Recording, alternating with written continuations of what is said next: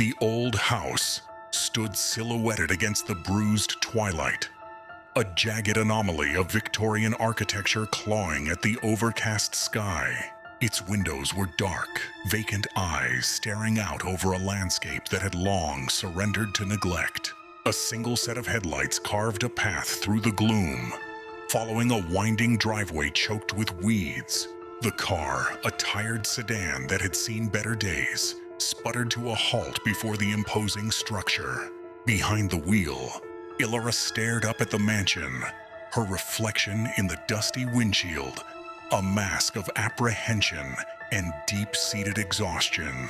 This wasn't a homecoming. It was a sentence, the weight of the inheritance.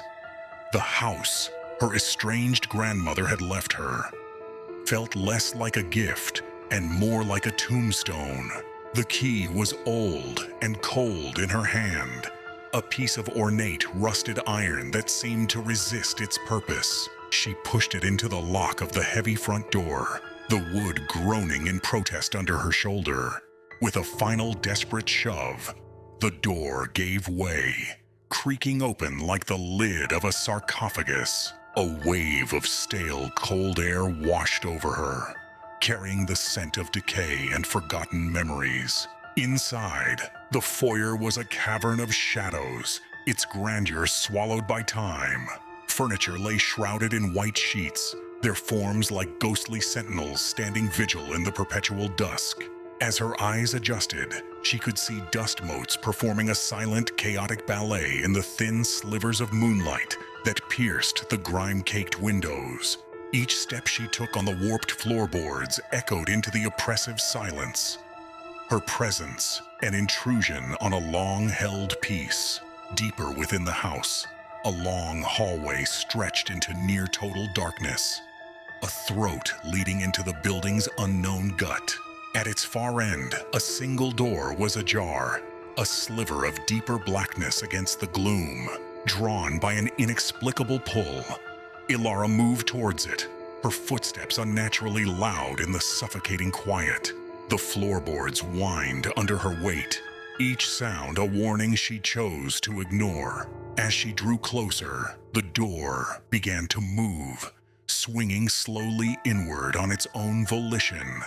An invitation whispered on a non-existent breeze.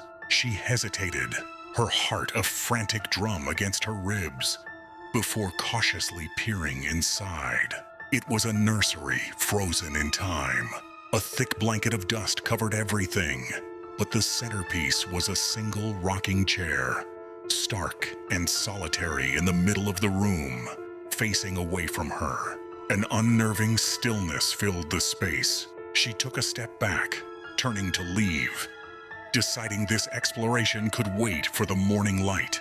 But a sharp, splintering crack from behind her spun her around. The rocking chair was no longer still. It was moving, swaying back and forth with a slow, deliberate rhythm, as if its occupant had just risen.